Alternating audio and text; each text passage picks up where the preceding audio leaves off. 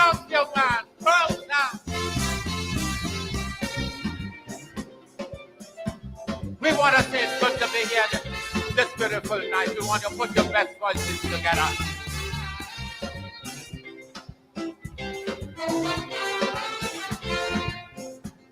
So the treasury broke and they say that recess and jamming. So to foreign countries, yes, we start migrating. We lose faith in we country, they say we gone down the drain. They say no more, but we see happy times again. But the will to recover in my people, I have confidence. Although many may seem to feel that I talking nonsense, but the majority of us decide we're not going to run, because now is the time to show me patriotism. Why our country facing is darkest hour, and our people need us today more than ever. But in our fight to recover, if ever you feel to surrender, one little thing I want we all sing together. What? We can make it if we try. What? Just a little harder. If we just give one more try, life would be much sweeter. Life would be more sweeter. Love your God.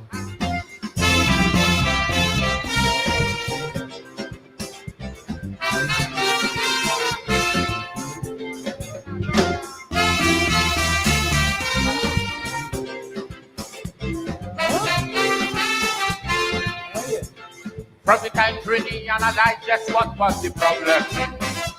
Yes, we start making very positive moves to solve them. We fired the old center manager, they had working. And in that new branch room, we went and we prayed. And if the goods we require, the new managers not supplying. When election time come back from the new ones we bring in. But if there's one thing about my people, I could guarantee that they would never ever put party before country. Look, Our country facing it's darkest hour, and our people need us to live more than ever. But in our fight to recover, if ever you feel to surrender, one little thing I want we all remember. What? we can make it if we try.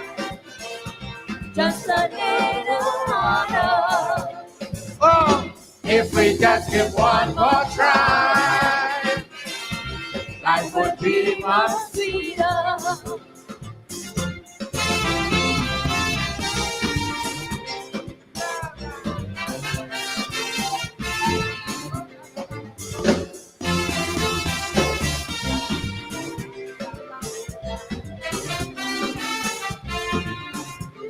When the treasury got full and happy time, some was enjoying. They said move back and laugh until poor people was living. But now the treasury broke and the country come back to square one. Poor people remain on the same old ghetto in John. But look at the economy return today on some footing. It's the same for people 10 days and more that they're taking. And without social unrest for people paying the price. Because they know for the country nothing so much to sacrifice. Why our country facing it's darkest hour, and our people need us to live more than ever. But in our fight to recover, if ever you feel to surrender, one little thing I want we all sing together. Sing for me. We can make it if we try. Just a little harder. If we just give one more try, life would be much sweeter. Jump the music now.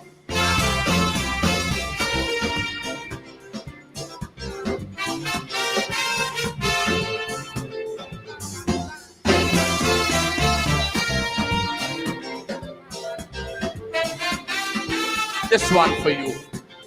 Anytime that you hear that your country facing a crisis, as loyal citizens, it's our duty to stay and assist.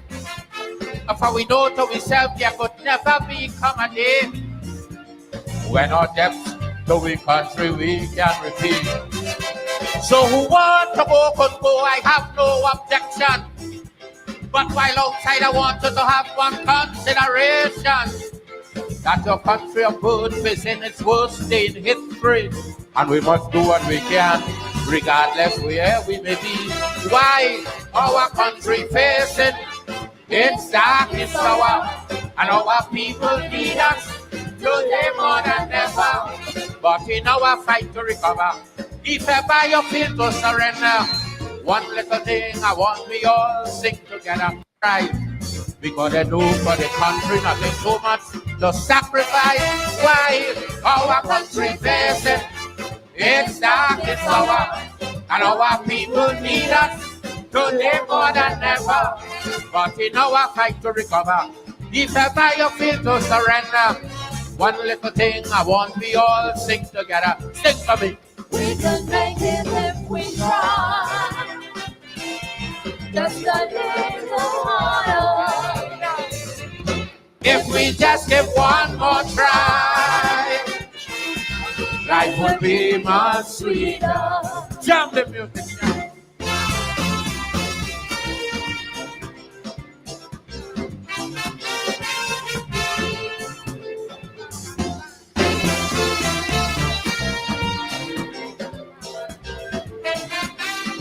This one for you. Anytime that you hear that your country facing a crisis, as loyal citizens, it's our duty to stay and assist. For we know to ourselves there could never become a day when our debts to we country we can repeat. So who want to go could go, I have no objection. But while outside I want you to have one consideration. That your country of good is in its worst day in history. And we must do what we can, regardless where we may be. Why our country facing its darkest hour, and our people need us today more than ever. But in our fight to recover, if ever you feel to surrender, one little thing I want we all sing together. What? We can make it if we try. Sincerely believe that. Just a little harder. What? If we just give one more try. Life would be much sweeter. One more for them. One more time. What? We can make it if we try.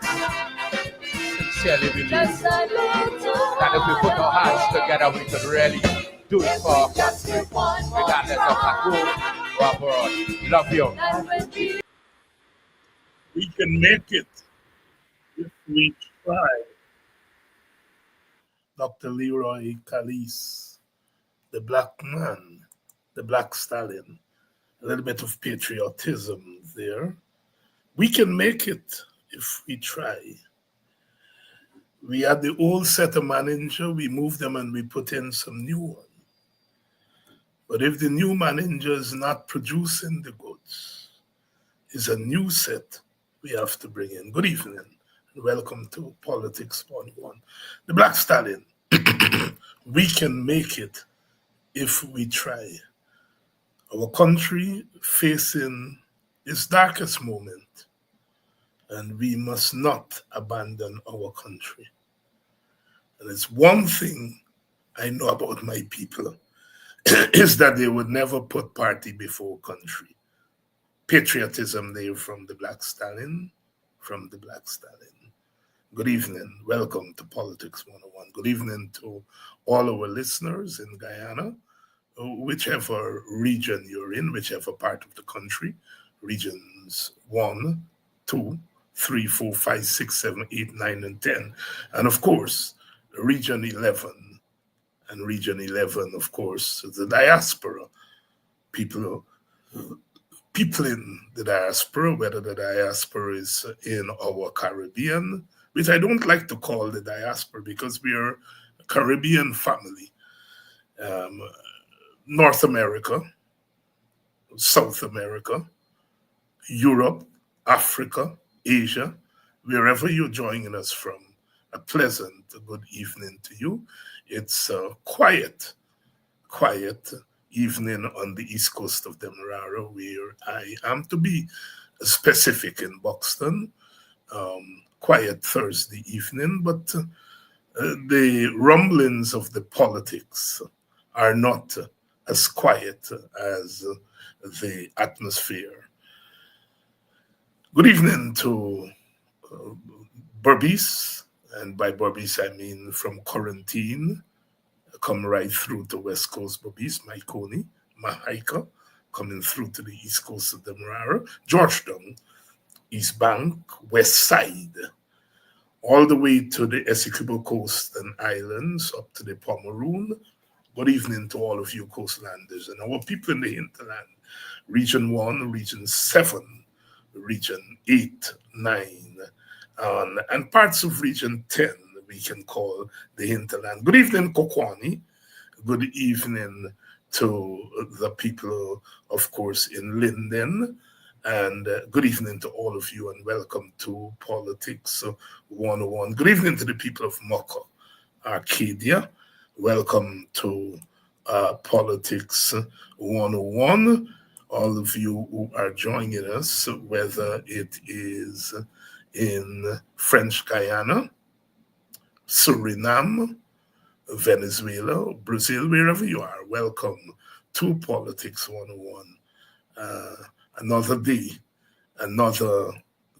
on the campaign trail. It's election season, and everyone is tuned in. Lots of events occurring, and lots of tongues are wagging, people trying to make sense. And as I have said here before, it's difficult to make sense of politics in real time. To understand what's happening in real time, you have to be guided by history. And history can give you a peep into explaining the present, but it's very difficult to try to explain the present in the present and by the present. It's dangerous. It's dangerous. I was watching a program earlier this evening, and well-meaning, very well-meaning commentators, and they're over the top with what they're saying is multiracial crowds at the rallies by the Mohammeds and by the PPP. And I shook my head because what multiracial crowds? What they want to say is that you are looking at PPP rallies and seeing more African Guyanese than would normally be at a PPP rally. And you're looking at WIN rallies and you're seeing a lot of Black youth. That's not multiracialism, because when you look at the APNU rallies, you're not seeing East Indians. If you saw lots of Indians, as many Indians at APNU rally as you would see Blacks at PPP or thing, then you can begin to talk about, a creeping multiracialism. But you see people from one ethnic group at the public events of two parties that are not grounded in the African Guyanese community, and people are celebrating that as some multiracialism. It's not dishonesty. It's a lack of understanding of political realities. I was on a program last night. I programmed Dr. Terence Blackman, starting a series of discussions, and he had me as his first guest last night. And some people have reached out to me to say they thought it was a good program. I'm going to replay it here on Politics 101 in the very near future. And so that's why you did not see me last night. It's good to do those programs, to have people interview me rather than me making commentaries or interviewing other people. And it's good to be away from the cut and thrust of the campaign and to reflect a little bit on our politics, and try to make sense of it. As I said, it's difficult to make sense of political and social phenomena in real time. In real time. Good evening to all of you who are joining us. Good evening to our cousin Princess. It's good to see you today. And good evening to all of you who've been dropping by to see me. And it's good to catch up and to be able to answer some questions. It's part of the political campaign. It's not just the public meetings, but answering people's questions about the political process, the electoral process. And I have been doing quite a lot of that. Sometimes it's difficult to move during the day because one is constantly having to respond to the queries and the questions. It's not just people from Buxton. People from outside of the village who have been coming by to see me. And some of them don't want much. One man from BV said he came by to see me yesterday. He said just to meet me in person. He came by, he didn't know where I was living.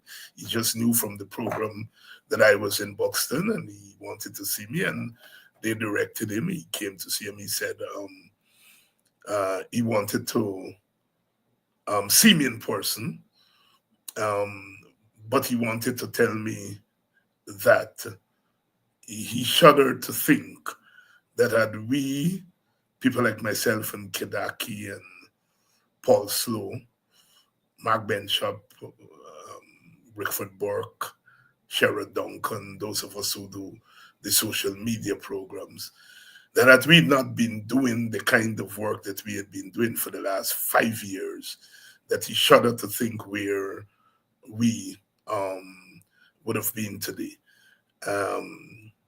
He also came to tell me that his vote is for me and the WPA. He's voting APNU, but the ballot box is not going to be able to tell how many votes are in there. I'm quoting him. How many votes are in there for David Hines and the WPA? He wanted to come and to cast his vote early. As he put it, he came to cast an early vote to say his vote is for me and for the WPA. When he puts that vote in the APNU box, it's for myself and the WPA. He took all of 7 minutes of my time and he was gone. He made his contribution to the WPA campaign fund and he was gone. And so there's that work that is going on behind the scenes on a daily basis, and it's important work. So yes, last night I was on that program, and some of you were on the program. And I got a chance to talk about some things that I would not normally get a chance to talk about here on the program. But your vote is sacred. I ended that program last night by saying that because the interviewer asked me to talk about what keeps me going, what disappoints me, and my message to young people. And I said what keeps me going is when I see ordinary people not giving up. Not giving up. Ordinary people not giving up. Cousin Princess, like I said, came to see me today. She's 86 years old. And she is determined to make her vote count. And the title of tonight's program is partly out of my conversation with her today, your vote is sacred. And when I see an 86-year-old woman determined, I've known her since I was a child, and she was an activist, as she reminded me today. And then when I see her, partly sad where our country has gone, but partly elated to be part of this moment where she thinks she can make a fundamental change. that keeps me going.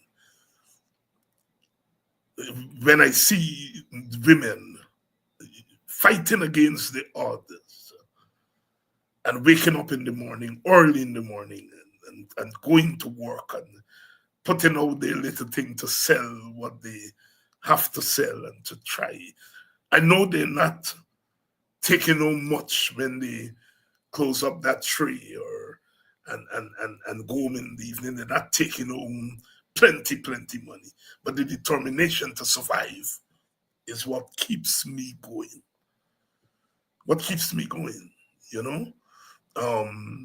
At this stage in my life, and I have given 50 years almost of public service from the time I was a youth man to now. And perhaps under normal circumstances, one could say, but let me kick back now. And there are so many books that I have to read. I have to read over. So many things I want to write. And just do that and chill. But when I look at those people, when I look at you here in your hundreds every night, coming to this program and going from here to Sherrod Duncan and to Mark Bishop in the morning early, and then the midday you go on to, and you just do it. I have to say, wait. Let those books wait. Let those things that I want to write wait. There is much more to be done to make right. The promise of emancipation, as I said, at emancipation, we were promised freedom. We promised ourselves freedom. At independence, we updated that promise. That promise we made to ourselves, the promise of freedom. And now in the age of oil, we see that freedom on the horizon. But as we stretch our hands, we're realizing that we are not touching it, but we are determined to get it. And so that keeps me going. I'm a little bit disappointed, perhaps more than a little bit disappointed. Because whatever one could say about Guyanese politics, and there are a lot of negatives. There is a lot of negatives that one can talk about the Guyanese political process. But my experience of Guyanese politics is that the negatives fade when it comes to the positives of our politics. That perhaps the quality of political engagement, political conversation in this country is second to none in our English-speaking Caribbean. But alas, over the last couple of decades, that politics of vision, that politics of hope, that politics of high morality has given way to a very cheap politics. You know, in the old days when someone crossed the floor, it was big news, because people didn't cross the floor easily.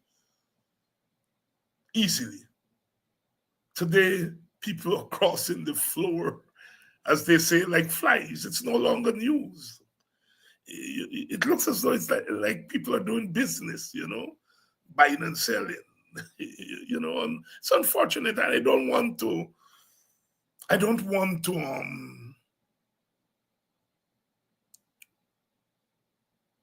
to disparage anybody, because people quick to tell you that is somebody right to do this and somebody right to that. Of course, it's people right of association to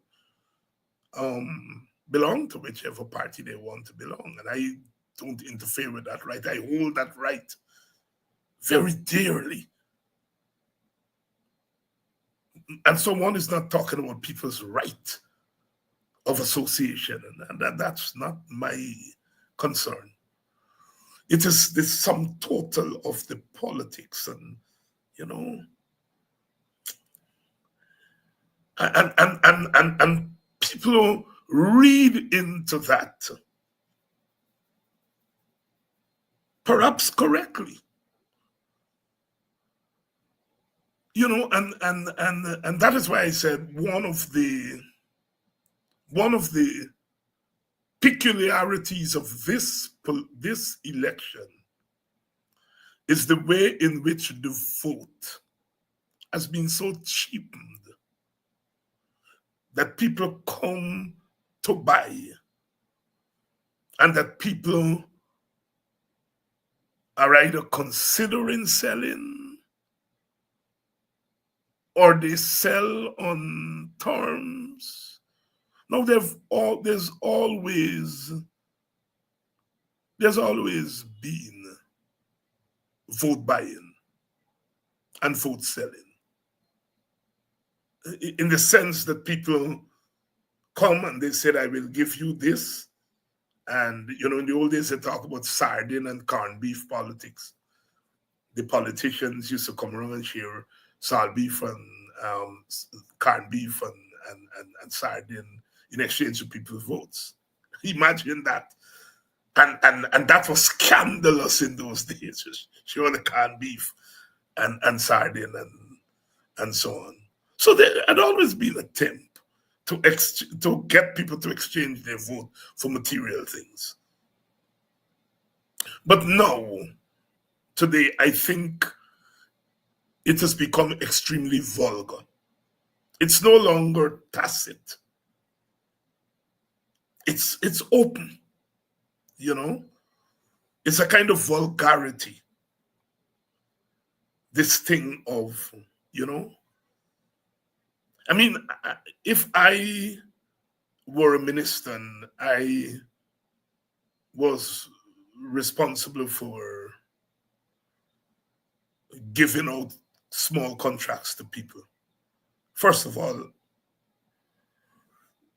I would make it very clear that the contracts that I'll be giving up would not be handouts, would be structured. People, go through the procedure and so forth. And I'll be making it very clear to those people, you owe me nothing for this contract. You owe the party that I belong to nothing for this contract.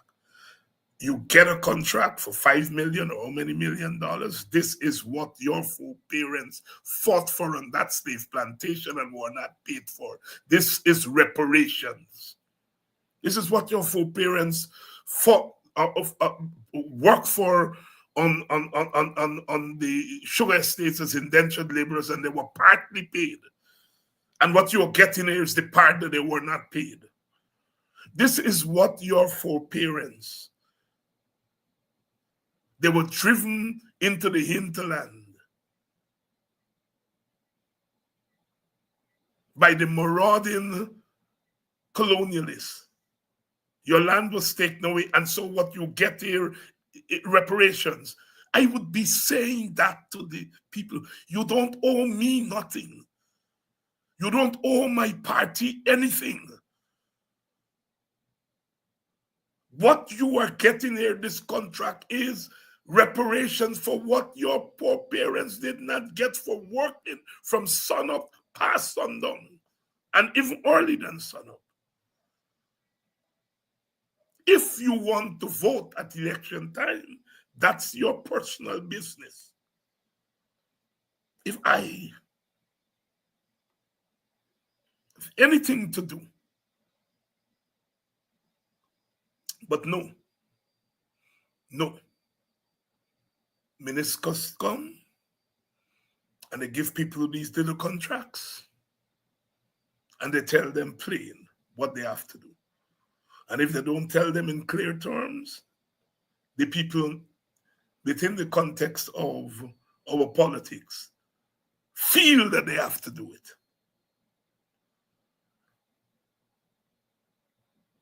And so we have an election where vote buying is open. It's open. And if you have buyers, you're going to have sellers. It's open. And I think it's a dilution of our politics. I think is a mockery of democracy. It's a mockery of free and fair election. And it's a violation of people's dignity. A violation of people's dignity. Because one didn't born and encounter a vote as something that you take for granted. The vote had to be fought for. The right to universal adult suffrage only came in 1950. After more than 300 years of struggle. You don't fight that long for something and believe that it's something that you just give away like that. A vote is a very, very sacred thing. Thousands of lives were lost. People were beaten. The right to vote only came. The right to universal adult suffrage, that is, each adult got the right to vote in 1950, and for the first time in 1953, our people were able to exercise that vote, that right to vote. And we have always had to fight for that right to vote. In 2025, those who are remanded to prison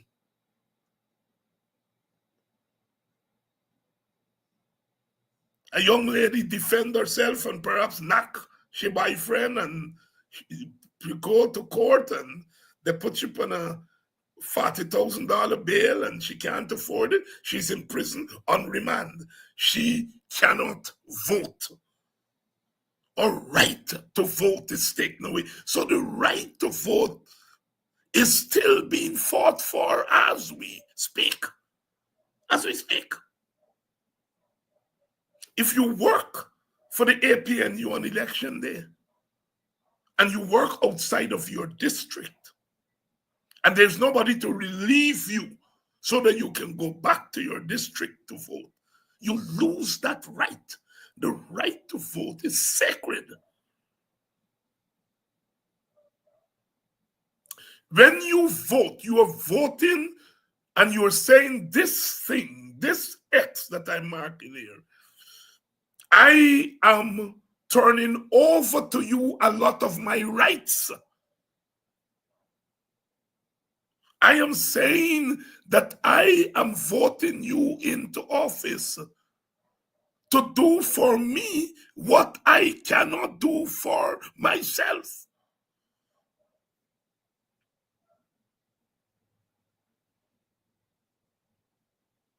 I can do some things for myself. I can cook for myself. I can clean for myself. But if somebody bullies me, I'm not able to defend myself. I am giving you the right to protect me. We are turning over the power to a group of people called the government and the state to do for me, to do for you what you can do for yourself. As the old saying goes, it was Hobbes, British philosopher. He said, mankind in its natural state, his life will be short, nasty, and brutish. And so therefore, this thing called the government was created to mediate the conflicts between and among mankind. We give with that vote, we are giving the police the power to protect me, to protect us. The vote is a sacred thing.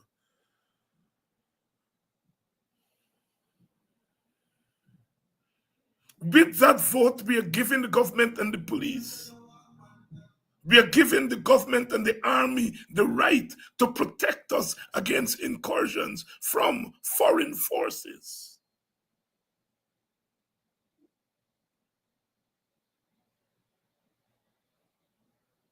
With that vote, we are giving the government the power to set up institutions, the schools, to ensure that our children are properly educated.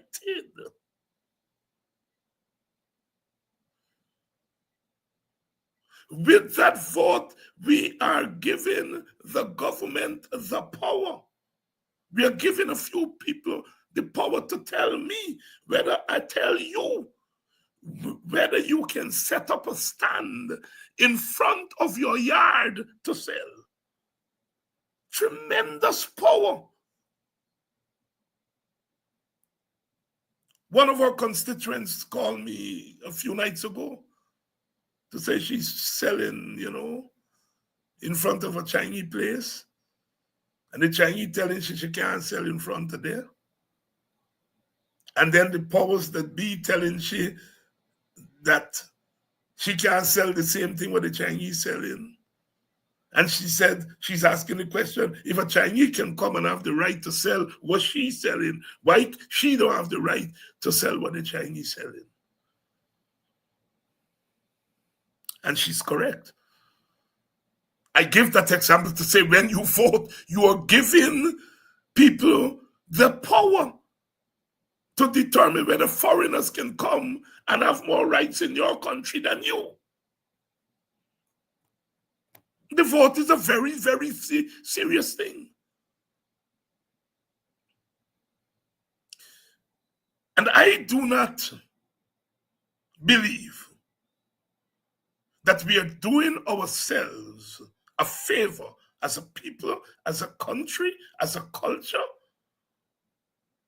when we don't recognize that when we exchange the vote,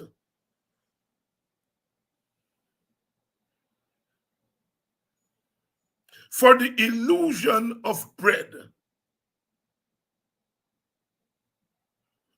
that we are dishonoring our ancestors, dishonoring our children. Bread without justice is stale bread. Bread without justice will not fill your belly.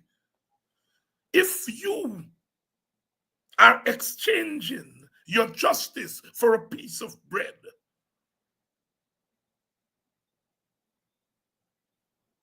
you are making a grave mistake.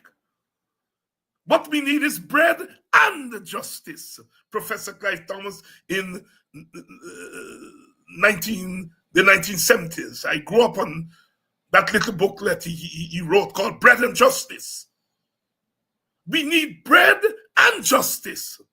We cannot trade our justice for a piece of bread. We need bread and justice. And I'm afraid that we are risking people encouraging a culture where we trade justice for a little piece of bread. The Christians, no, man shall not live by bread alone. The implication there is that man must live by bread and justice. I hear some of our young people, we got to eat the bread. How can I tell you no? You have to eat the bread.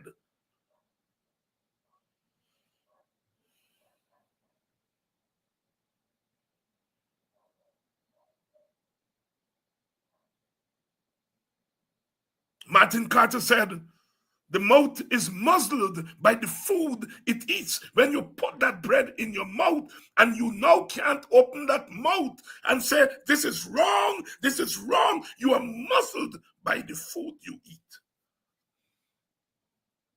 So many people, so many of our people are gripped by fear. Gripped by fear I'm working for the government. I can't say this. I'm working for the government. I can't do this. I'm working for the government. I can't attend this. I'm working for the government. I can't talk to these people. That is not the definition of humanity.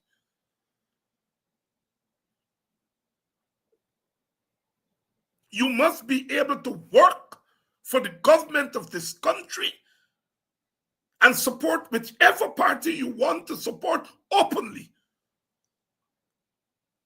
Anything short of that, we're back to slavery, mental slavery, political slavery.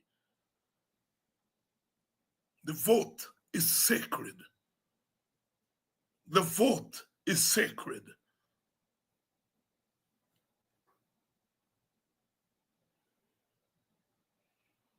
There is a problem in our country. It's not a problem that we can solve at election time. But when you see people of one ethnic group, the youth of one ethnic group, under duress, putting on jerseys and associating with parties that they would not normally associate with. And you don't see a reciprocal movement on the part of the opposite ethnic group. And you call that multiracialism. You are dishonest. You are complicit in the pimping. Because that's what those parties are doing. They're pimping a particular ethnic group.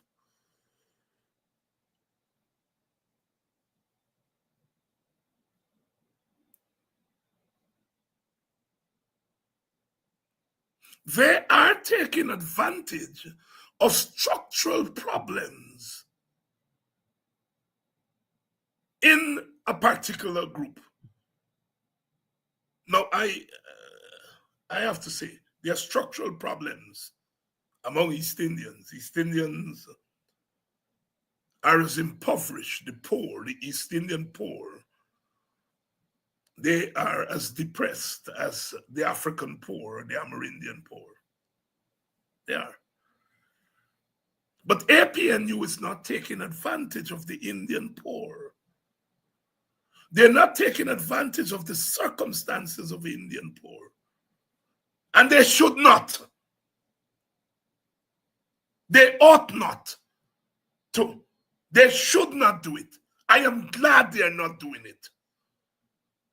But then you have the other parties who are taking advantage of the circumstances of the African poor.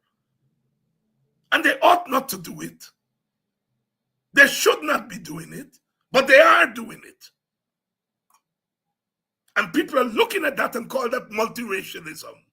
Those people will have to pay at some point for misleading themselves and misleading the nation.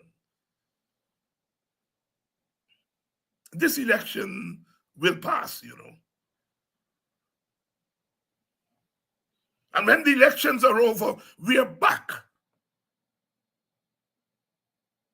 to the very problems that are there before this election. The point I'm making is that this too will pass. Vote buying and vote selling happens at election time. But when the elections are over and people realize that I've sold my vote, I was forced to sell my vote, I was bullied to sell my vote, and here I am, the elections are over, my vote is gone, and my own vote now is going to be used to buy bullets to kill my son. My own vote will be translated into bulldozers that will bulldoze my home. That extrajudicial killing among the African youth will continue, even though some African youth give their votes to certain organizations. They will realize that when it's all over, when the elections are over, the bullets will still be going off, bang, bang, bang, bang, bang. And then we will have to explain, but there is a relationship between that vote that you give and that bullet that is chasing you through the streets and the alleyways of Georgetown or Buxton or wherever you reside. We are not going to solve problems at election. Maybe these things will just have to, as what do we say? Sometimes things have to work themselves out. It's not too late to hear the cry, hear the plea. Yes, I want every vote for the APNU, because the APNU is the political entity with which I'm associated. But also because I believe, not that I believe, young black men are not going to be shot by rogue police under the APNU. But I think the chances of that are far, far less than them being shot, by a government of other parties.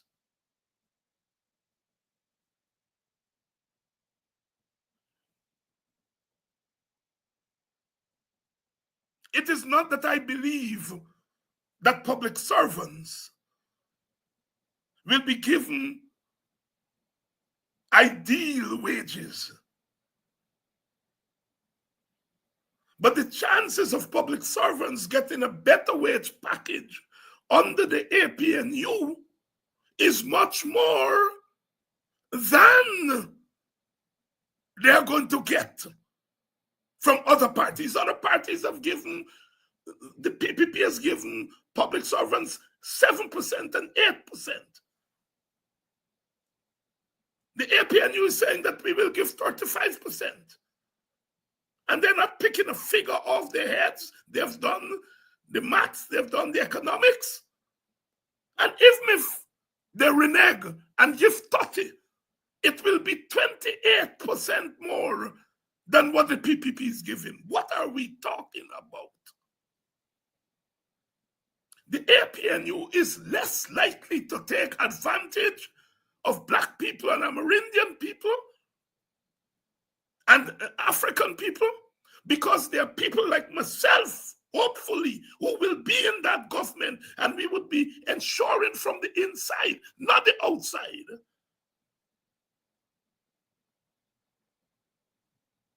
I am not going to sit in any government that gives itself a 50% pay raise. I'm not going to sit in any government that is going to kick down the door and break down the houses of Moko people. I am not going to sit in any government that is going to be shooting African people willy-nilly.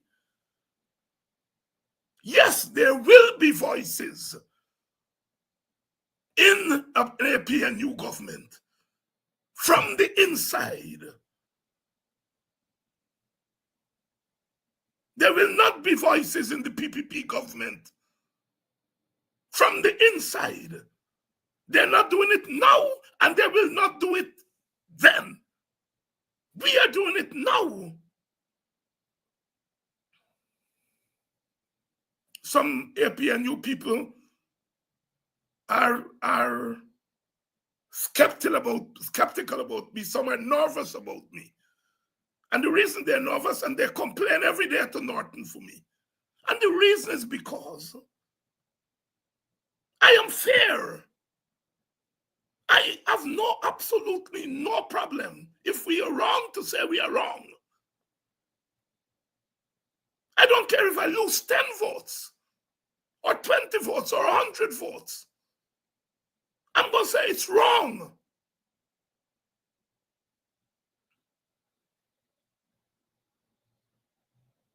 So we are demonstrating outside of government that we stand for justice. We stand for self-criticism.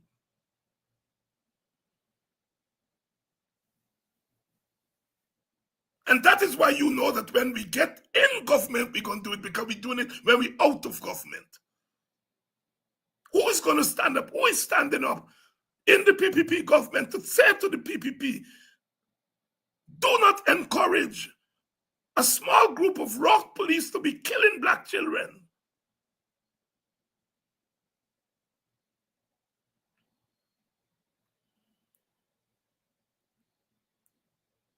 Dr. Annie Jeffrey said when they wanted to ban Mashramani, Clinton Collymore, a black member of the PPP government who didn't talk very much, but on that day when they were debating, he simply said, well, you all don't leave them black people thing alone. And that was mild. He didn't do very much there. He didn't, but that was mild. But that was significant. Where are the Clinton Collymores in the PPP government to say, you all stop shooting them black people children? You all stop going in and give them black people $2 million and making them feel that you're giving them $200 million. Where are the black voices? Instead, it is the black people who are coming, those black ministers who are coming into black areas and giving our children $2-3 million and coercing them to put on red jerseys, inflicting wounds on their dignity, making them feel that they're giving them some big favor. There are no voices in the PPP.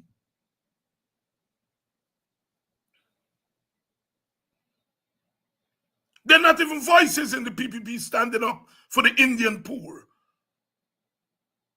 Yes, they give the Indian poor a little bit more crumbs.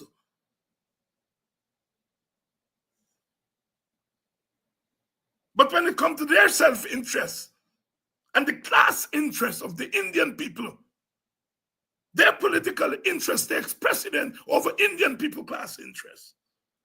But I don't profess to stand there tonight and to speak for the Indian poor. The Indian poor, they have Indian leaders who can speak for them. But that doesn't mean that I don't know of the pain that they go through. Giving your vote to the APNU is not saying that the APNU is without fault. Without oil, the APNU managed to keep the government going and managed to distribute little resources. You all are telling us that what the APNU was guilty of is that none of those policies had your name, Black Youth, mark on it. None of those policies had your name, Black African, mark on it. That's the criticism. It's not that you all are telling us we didn't do anything for you all. You all know well that we did. The APNU government did things that you all benefited from. Whatever little wages they gave, all of you all benefited from. They give money to Ipadaji. Ipadaji was able to do night schools, do some training in business, etc., with that $100 million subvention. But those programs were not universal enough to reach down to the black poor in Albistown and Tiger Bay and Friendship back damn side and Buxton back damn side and Golden Grove back damn side. That's the point you all are making. And we have to say, we didn't know at the time. Some of us knew, but we weren't the ones who were in the seat of power. But those who were in the seat of power, as I said, we didn't know that people actually had the consciousness. And the hypocrisy is that if the APNU government had done that, the PPP would have called them racist. So it's partly fear of being called racist, the fear that, no, not the fear, the idea that government must be colorblind in a society that is color conscious. Partly that led for us not doing a policy or two with your name mark on it. It is why the older people and even see younger people scream for Burnham. National Service had black people name mark on it. It benefited people from other ethnic groups. But a lot of black youth were taken out of the ghettos and given a second lease on life, and today they are grateful for it. Most of them are adults now, and they tell you what National Service, it was a program. It didn't say black, but it had black mark on it. In the same way, all those holidays, Hindu and Muslim holidays, they had Indian mark on them. All that Burnham did for rice and sugar had Indian name mark on it. And what our people are telling us is APNU, when they were in government for 5 years, did not leave something with the black youth name mark on it. That's what they're telling us. And they don't have to be 100% accurate. If they perceive it, we have to address it. And we have to have the courage. I know the people, when I said I apologize, the headline in the state media would not be that Dr. Hines apologized to his supporters. It would be Dr. Hines admit. You gotta live with that. The PPP gotta do propaganda. So they will say, Dr. Hines admit. Our media should put it on their front page. Dr. Hines, in a historic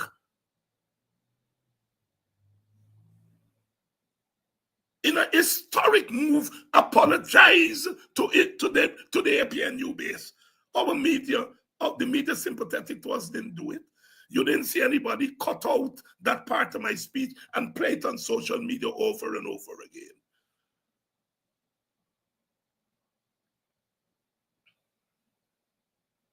As I said, if we knew what we knew, we could have given public servants, each public servant, in lieu of the wages that we couldn't pay them because we didn't have the money to give public servants all that they were asking for. I take that. I take that. But if we knew what we knew now, we could have said each public servant gets a house lot. Gets a house lot. We didn't need money to make that happen. And those public servants, 280-something thousand of them, I think is the number, who have house and house lot already, they would have been able to give a picnic and the grand picnic. And the picnic and grand picnic today would not have been able to say with the same conviction that we did nothing for them. We didn't know it at the time. And our politics didn't allow us to do that because we are constantly in fear of being called racist. Jack Yo says it every day. Every time they do a press conference, our base is going nowhere. He said today at this press conference, he said, we are not allowing Mohammed to go in among our people. APNU is allowing that. But we are mortally fearful of anything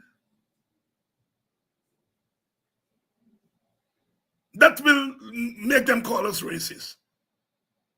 Young lady in the APNU said to me with conviction the other night, she said, you know why I like you? You just said the things that I can't say. I can't say it, but you say it for me, and that is leadership.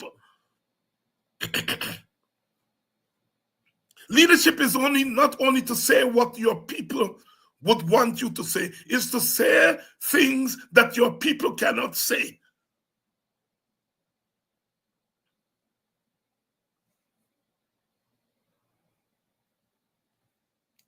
It's politics. When Jack Dio behaved like a bad boy, you think it's by any accident? He's sending a signal to his supporters. Gone are the days. Gone are the days when it was felt that Indian people are meek and Indian people are weak. Jack Dio is being a bad man with a purpose. He's making a cultural statement. He's saying to Indians, gone are the days when Indian people couldn't talk up in this country. I talking up. And with him talking up, Indian boys are talking up, as you all would say in Guyana, as we would say here.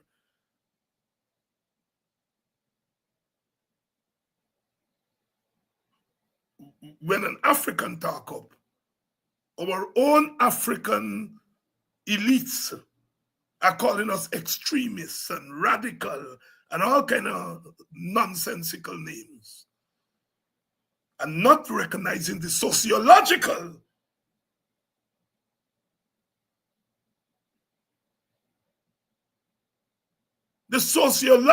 implications of talking up.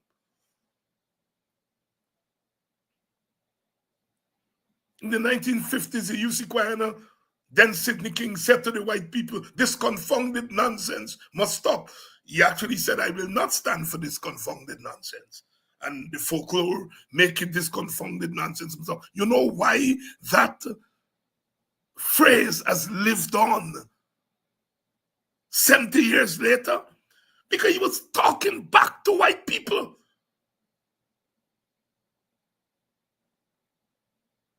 Today, when Ogunse or Vincent Alexander or whoever, you know, Rickford Burke, when we talk back, our own people are trying to silence us. When Jack Dio and Nandlal, they talk up, Nandlal actually say, you're chatri.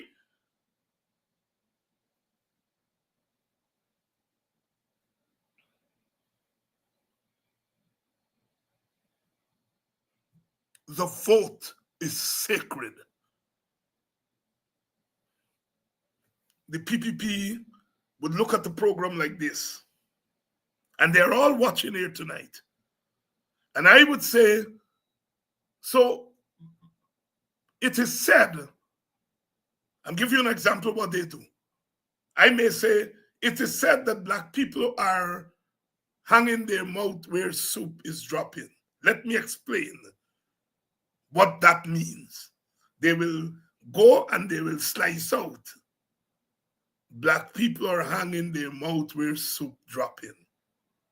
And they will put a caption, Dr. Hines insults black people. And they put that out on Facebook.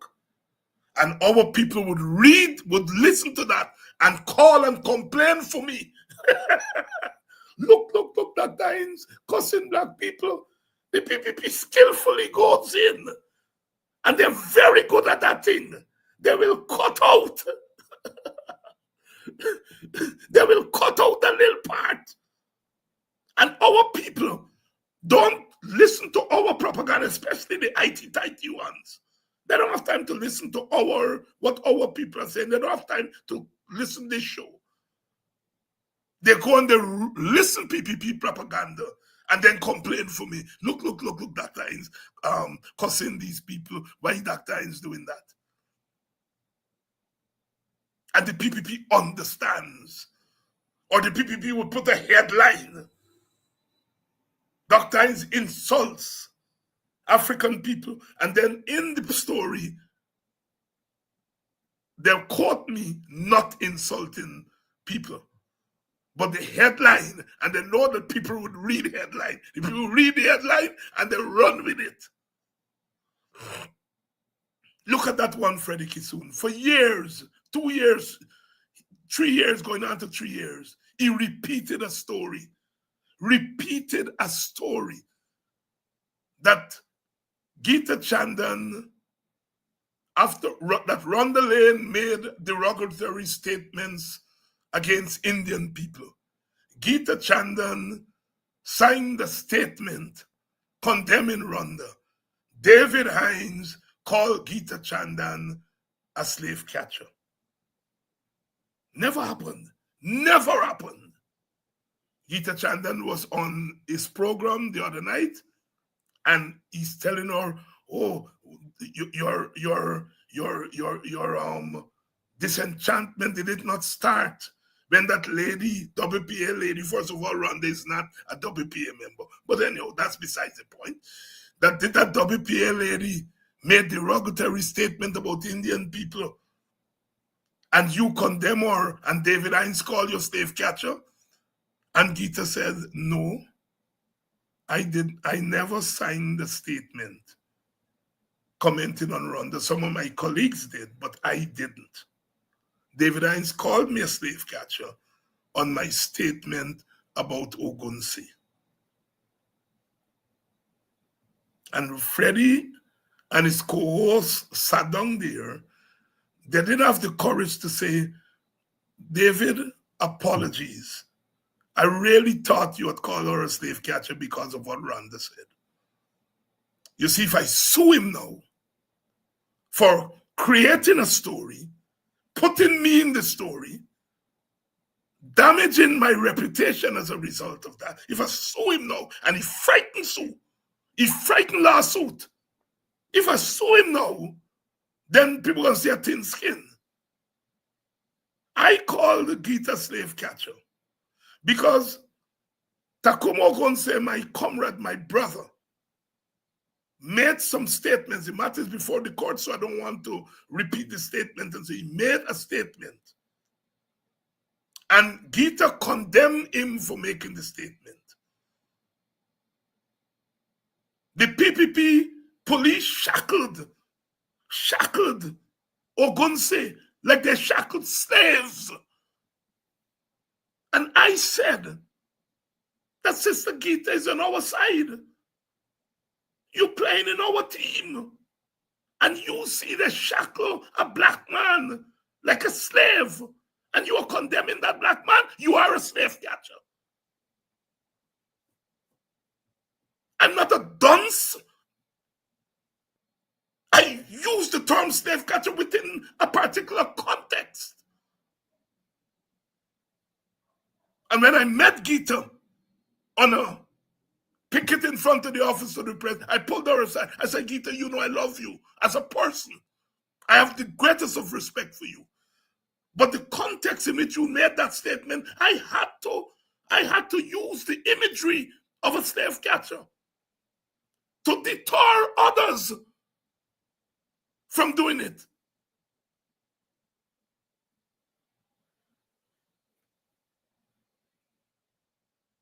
So the PPP is very skillful. They have it out for people like me. That everything I say, they turn it into a racial statement or a racist statement. That's their agenda. And I have to live with that because this is Guyana.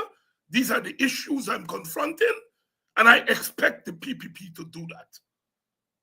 What I don't expect is for our people to fall for PPP propaganda and to use that propaganda to say that I am a liability to our campaign,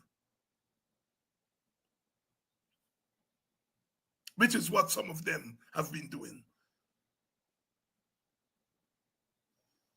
They don't cut out the positive things that I say and circulate it. A few people do it. A few WP-oriented people do that. My friend Yuri Westmans, he does that. He would cut out some what he calls profound things that I say and circulate it. We don't do that on we side. The PPP stitch words together, stitch sentences together, and make it look as though I make statements that I never made, and our people lap it up.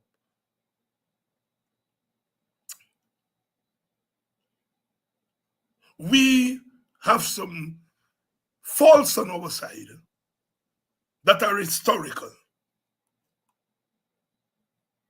I don't care who go to which party or thing, but you know, black people invest in us that have risen to the top. They invest in us. They invest in us. They invest in me. They invest on Norton. They invest in Nigel Hughes. They invest in Amanza. They invest in Jermaine and all those who have decided that they will go to the PPP or go wherever they go. Black people have invested in us. Guyana's invested in us, but before Guyana invested in us, black people in our communities invested in us. Jagdeo could not get where he got if the people, the Indian community in unity didn't invest in him. If the PYO didn't invest in him. If the PPP didn't invest in him. Buxton invest in me. The WPA invest in me. Black people invest in me. And so when I'm making big political decisions, I have to look back and say, how would this play out among Buxtonians? How would it play out among WPA people? How would it play out among African Guyanese? I ask myself those questions whenever I'm making big political decisions. And people are making big political decisions with no care for how it will impact the people who invest in them. That's my concern. My concern. I don't care. People can go and join whoever they want to join. That don't matter to me. But when people invest in us, as all people say, the cries of our people will be on us. I'm not saying, look, there's something called conscience decision. And then there is what we call constituency decision. I am making this decision based on what I think my constituency want, not based on what my conscience tells me. So you have to balance your conscience with what your constituency wants. If my constituency wants violence and my conscience is against violence, I go with my conscience. But if my constituency wants justice and my conscience tells me I got to get revenge, I go with my constituency. And we hear this, people have a right.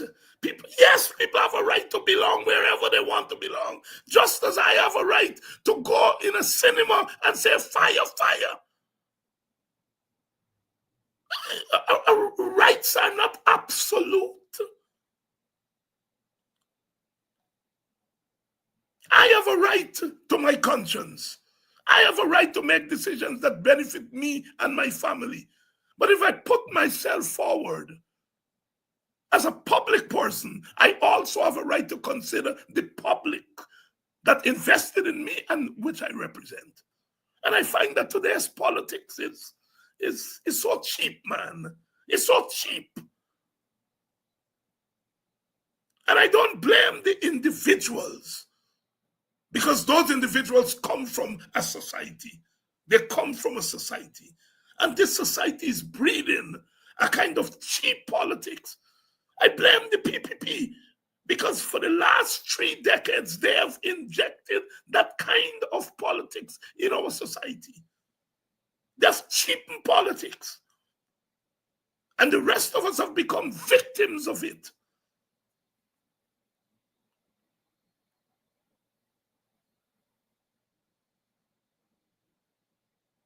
People always cross the floor. That is not a new thing. When Ranjit Chandy Singh and them crossed the floor to the PNC, they said, we crossed the floor because we are socialists, we are Marxists.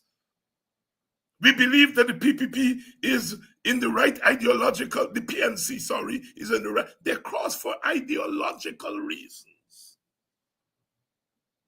Somebody tell me foolishness, but I cross a principle and I cross because Dr. Ali is a good man. And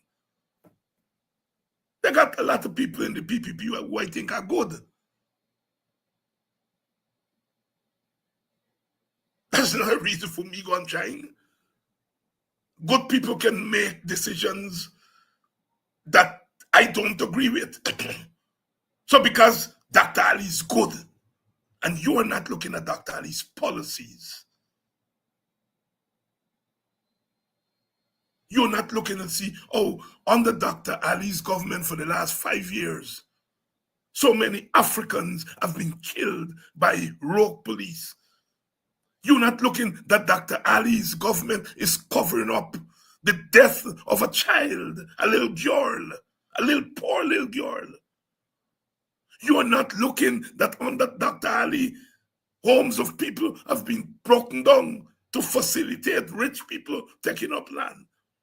And you are telling me about, people are telling me about principle. What principle? Just come out plain and say, look, I'm looking after me.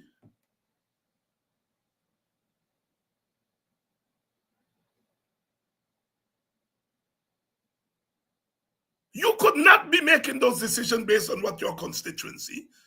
None of those people who have so-called crossed the floor can say to me that their constituency tell them to cross the floor. So they have to be looking out for themselves. But that's their business. But what I'm saying, it cheapens our politics. And I mourn. I mourn. Sisters and brothers, the vote is sacred. Please talk. Please continue to talk. And to see how many of our mainly younger, poor young brothers and sisters, our children, that we can help them to see a larger picture. As I said, don't all on them, don't cuss them, reason with them. We may be able to pull back. This is not just about pulling back votes. This is more than just pulling back votes. Because when the elections are over and the bullets continue to ring in the ghetto, and poverty continues to stalk our young men, they will turn to us. Mommy, Daddy, why you didn't tell me what I was doing was wrong? Daddy, why you didn't tell me what I was doing was wrong? Big man, you know I was making myself a fool. Why you didn't tell me? That is what they're going to tell us. Mark my word. I've seen it before. That is what they're going to ask us. They're going to say, big man, you know that we be making a mistake. Why you all didn't tell we? That is what they're going to ask us. Try to see what we can do today. Don't panic. I'm not panicking because I see black people in PPP rally or black people in Team Mohammed. I'm not panicking. That too will pass. It's not sustainable. It's not sustainable. But let us do the necessary work today, because they're going to come and ask us why we didn't try to hold them back. Why we didn't try to hold them back. Sisters and brothers, politics are serious. It's life and death. In a country like this, life and D-E-A-T-H, and life and D-E-B-T. Life and death and life and death. Death, as we would say, depth in the African and the village communities to make the difference. Life and death. D-E-A-T-H death and D-E-B-T death. Serious. Serious, serious. Do what we can do. Please contribute to our election fund. The information is at the bottom of the screen. And I shall see you all tomorrow. I'm almost certain that I will see you all tomorrow for another edition of Politics 101. Stay good, stand firm, keep the flame burning, because we shall overcome. We must overcome.